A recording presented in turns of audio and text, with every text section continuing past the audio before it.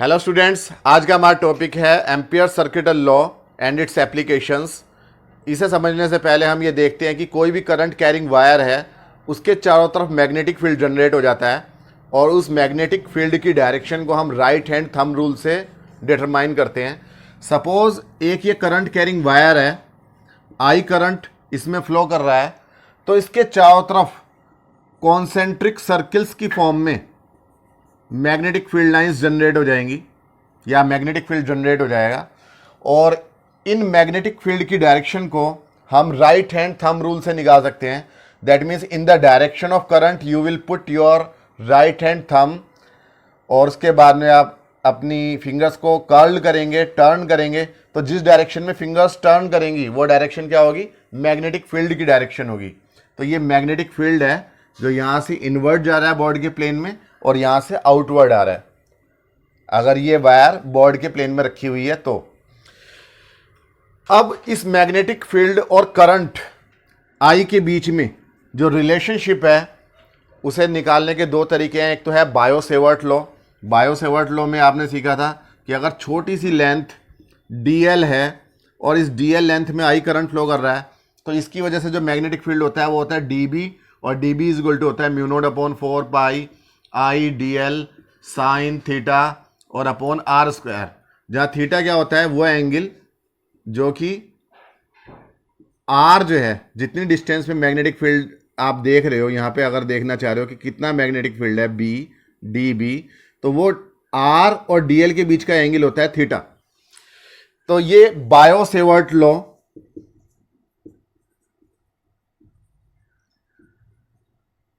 है जिससे कि हम मैग्नेटिक फील्ड और करंट में रिलेशनशिप फाइंड कर सकते हैं और इसकी एप्लीकेशंस भी हैं।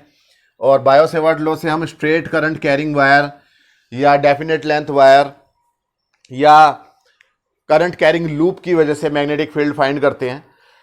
लेकिन कई जगह पर जहाँ पे मैग्नेटिक फील्ड जो है वो थोड़ा सा कॉम्प्लेक्स फॉर्म में होता है, यूनिफॉर्मली डिस्ट्रीब्यूटेड नहीं होता, तो बायो-सेवर्ट लॉ को अप्लाई करना थोड़ा सा मुश्किल हो जाता है। वहाँ पर हम एम्पियर सर्किटल लॉ देखते हैं। एम्पियर सर्किटल लॉ भी मैग्नेटिक फील्ड और करंट में रिलेशनशिप प्रोवाइड करता है। तो अब हम बात करते हैं एम्पियर सर्किटल लॉ की।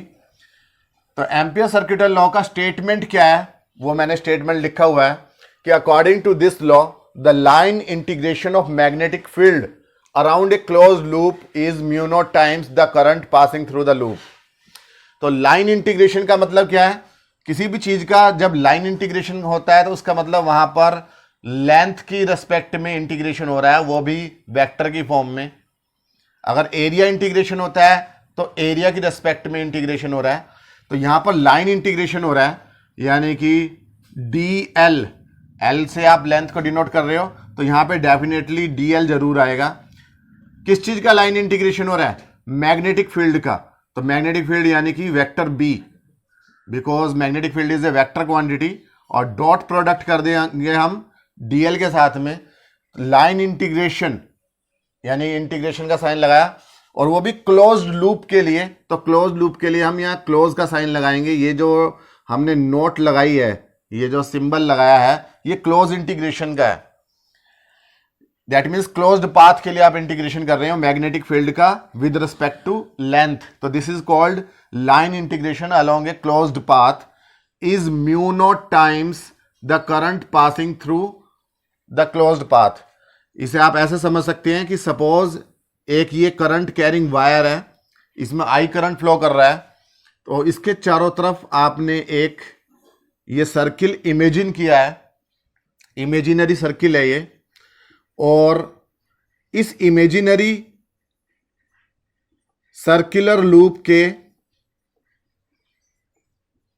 ऊपर आपने कहीं कोई एक सेगमेंट ले लिया है, लेंथ ले ली है, और वो कितनी है? dl, छोटी सी लेंथ ली है dl।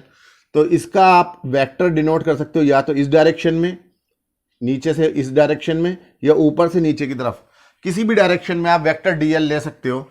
तो वेक्टर dl टेंजेंट हो जाएगी इस सर्किल के ऊपर।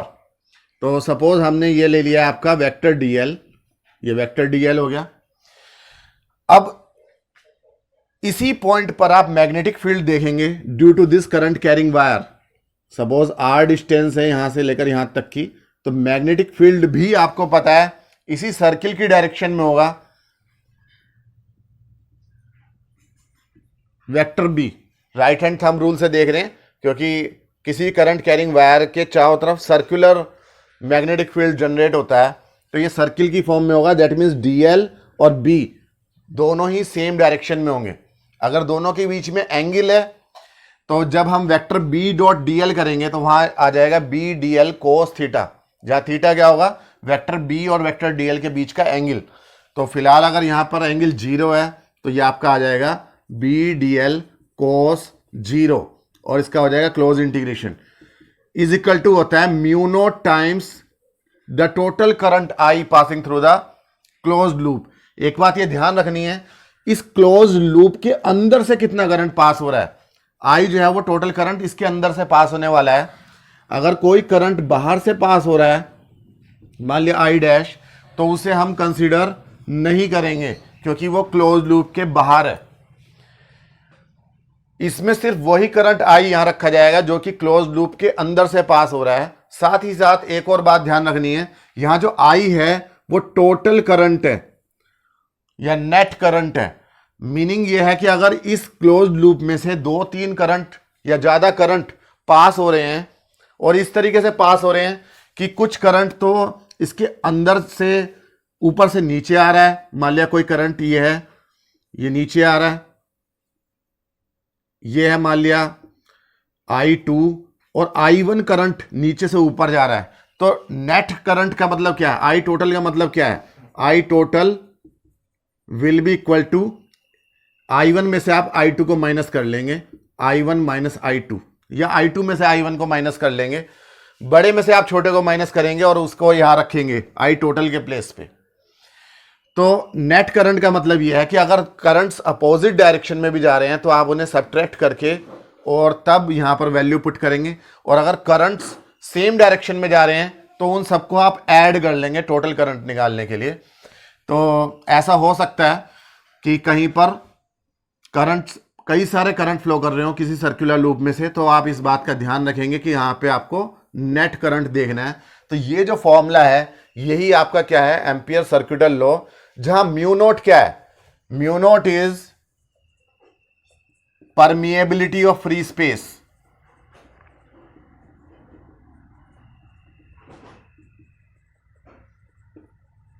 ये कांस्टेंट है जिसकी वैल्यू होती है 4 पाई मल्टीप्लाई 10⁻⁻7 टेस्ला मीटर पर एम्पियर। इसकी यूनिट भी होती है टेस्ला मीटर पर एम्पियर। ये हम पहले देख चुके हैं जब हमने बायो-सेवर्ट लॉ किया था। तो mu naught is a constant और I total is total current passing through the loop. तो ये हो गया टोटल मिला के कि ampere circular law that line integration, या लाइन की रेस्पेक्ट में इंटीग्रेशन हो रहा है, लेंथ की रेस्पेक्ट में इंटीग्रेशन हो रहा है, वो भी किसके लिए, एक क्लोज्ड लूप के लिए या क्लोज्ड पाथ के लिए, वो म्यू नॉट टाइम्स होता है the total current passing through the loop.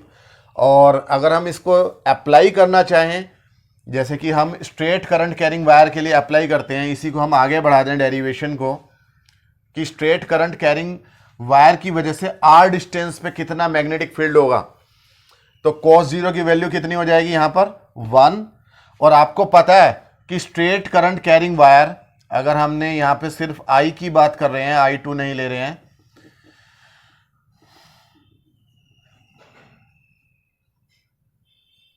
तो स्ट्रेट करंट कैरिंग वायर जिसमें I करंट फ्लो कर रहा है, R डिस्टेंस पे जो मैग्नेटिक फील्ड होता है वो कॉन्सेंट्रिक सर्किल्स होते हैं। तो जितना मैग्नेटिक फील्ड यहां पर होगा B, उतना ही यहाँ पर होगा, उतना ही R डिस्टेंस पे यहाँ होगा, उतना ही R डिस्टेंस पे यहाँ होगा, और उतना ही R डिस्टेंस पे वहाँ पर होगा।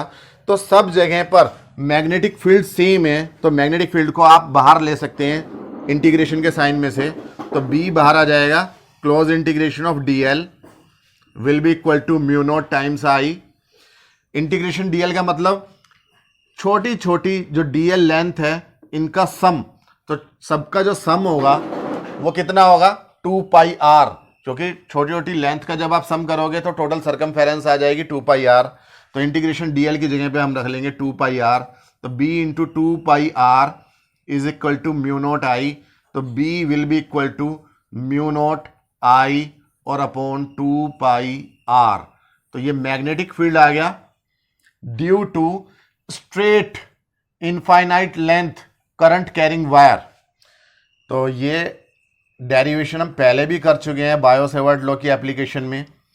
तो this is magnetic field due to straight infinite length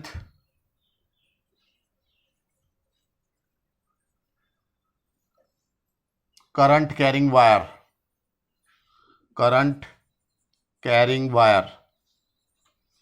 तो ये बिल्कुल वही आया है, B equal to mu naught I upon 2 pi R, जितना कि हमने एम्पियर सर्कुलर लॉ से निकाला था। जब हमने पहले हम डेफिनेट लेंथ की वायर के लिए देखा था वहाँ पे हमने, और फिर इनफाइनाइट लेंथ के लिए देखा था। तो यही फॉर्मूला वहाँ पर भी आया था और यही फॉर्मूला यहाँ आया है। तो इसका मतलब एम्पियर सर्कुलर लॉ एक अल्टरनेटिव मेथड है मैग्नेटिक फील्ड बी और करंट आई के बीच में रिलेशनशिप फाइंड करने के लिए, और ज़्यादा ईजी है। तो इसे हम अप्लाई कर सकते हैं, जैसे कि हम इसे सोलेनॉइड, नेक्स्ट टॉपिक आएगा हमारा, सोलेनॉइड के लिए अप्लाई कर सकते हैं। सोलेनॉइड क्या होता है कि किसी भी सिलेंड्रिकल होलो सिलेंडर के ऊपर आप वायर्स को टर्न करके और उसमें करंट फ्लो कराएंगे तो वो एक सोलेनॉइड बन जाएगा। और सोलेनॉइड के दोनों एंड्स को आप कनेक्ट कर दोगे, एक दूसरे के साथ में मोड़ के सर्कुलर शेप बना दोगे, तो वो एक टोरॉइड बन जाएगा। तो हम एम्पियर सर्कुलर लॉ को सोलेनॉइड पे अप्लाई करेंगे और टोरॉइड पे अप्लाई करेंगे। तो उसके लिए हमारी आप नेक्स्ट वीडियो देखिए, हमारे साथ बने रहिए, लाइक एंड कमेंट करें। Thank you.